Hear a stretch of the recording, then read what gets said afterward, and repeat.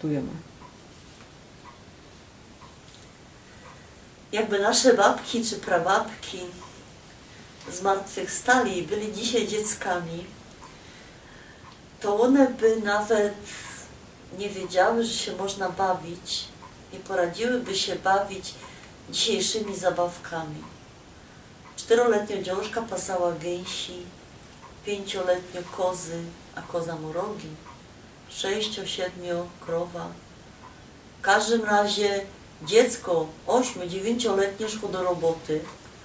Jak się pada o industrializacji, kiedy się zaczyna w Anglii, to przeca tam dziecka pracowały właśnie w tych wielkich zakładach włókienniczych. Po jakiemu? Po takiemu, co dziecku idzie mniej zapłacić, to po pierwsze, a po drugie, dziecka mają małe, zwinne paluszki, no i one się do czegoś przydawały. On sam konika, on to jest w stylu art deco, a idzie poznać po tych tu wzorach, po tym musztrze, na tych poskach, a po jakiemu on się tak uchował? Ano, bo dziecka rosną szybko. To jest konik mój, z mojej familii. Huśtały się na nim też moje wnuki. I jak wnukowi było 5 roków, to mi padał: zauważyłaś, babciu, że ten konik się zmniejsza? Ja mu mówię: to ty rośniesz. I tak mnie oświeciło, że te koniki, one są teraz taki design, nie?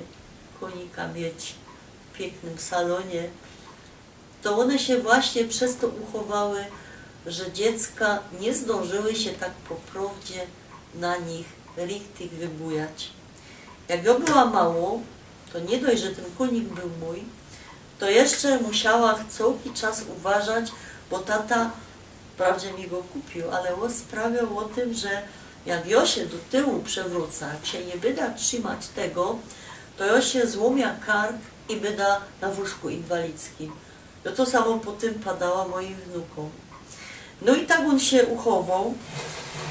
Sam mu zawiązany łogon, a po takiemu, co moja wnuczka dusz mu wyszarpywała włosy z tego łogona. No i w końcu, że ten łogon zawiązała, co by uchronić to jeszcze dla jej dziecek, ale już nie wiem, czy się będą na tym huśtać.